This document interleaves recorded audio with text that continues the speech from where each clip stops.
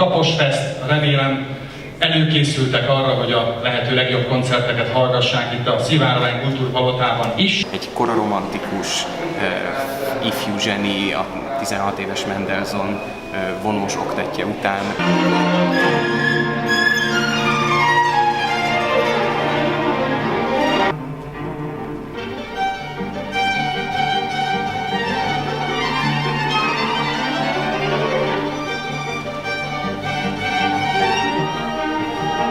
Következett egy kb. 100 évvel későbbi színpadi mű Igor Stravinszkitől a Katona története. Az egyiken vigyori képe van a királynak, akit rája vertek, a másik nehéz, vért tapad hozzá, annak a súlya nyomja. Az egyiket a bátorságomért kaptam, a másik hadizsáknak.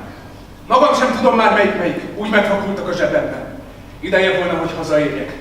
Válasz, hadd menjünk utána. Ugye a Katona történetét 1918-ban írta Stravinszky, amikor a világháború miatt nagyon megcsappantak a jövedelmei, és arra gondolt, hogy hát valahogy kellene pénzt keresni, viszont a körülmények nem teszik lehetővé, hogy nagyszabású szimfonikus műveket vagy bármi egyebet írjon, és ezért úgy döntött, hogy ír egy olyan kis apparátusú darabot, amelyet lehet utaztatni, amely egyszerre színház, de nem túl bonyolult, nincsenek nagy díszletigényei, nincsenek nagy előadó igényei, legalábbis hát, hogy mondjam, zeneileg persze vannak, de hogy összesen 7 muzsikussal ez megoldható, és néhány színésszel. Haladt a falu.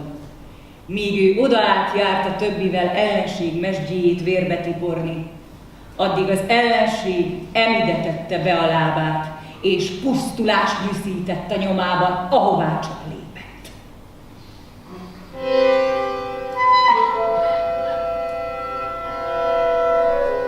És úgy válogatta ki a hangszereket, hogy a zenekar legkarakteresebb tagjait, tehát hogy például a vonósok közül vett egy hegedűt, meg egy nagybőgőt, mert ugye ezzel a legmélyebb, meg a legmagasabb megvan. Van egy klarinét, egy trombita, egy fagott, meg egy harsona és az ütőhangszeres játékos, és egész hihetetlen, hogy ebből a 7 fős együttesből mit tudott kihozni. Ráadásul, mint utóbb ez kiderült, ez Stravinszky annak idején valószínűleg nem is volt tudatában, ez a felállás, ez nagyon nagy mértékben emlékeztet a korabeli jazz együtteseknek a felállására. Tehát ha mondjuk a fagottot lecserélnénk zongorára, akkor már megkapnánk egy ilyen 20-as évekbeli jazz együttesnek a felállását. Erre egyébként később Stravinszky nagyon büszke volt Amerikában, hogy bezzeg ő már akkor ezt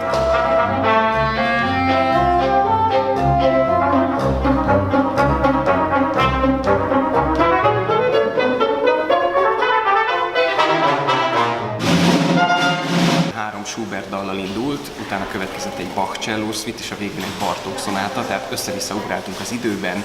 Énekes produkció után következett egy szóló cello darab, aztán egy hegedű zongora duó.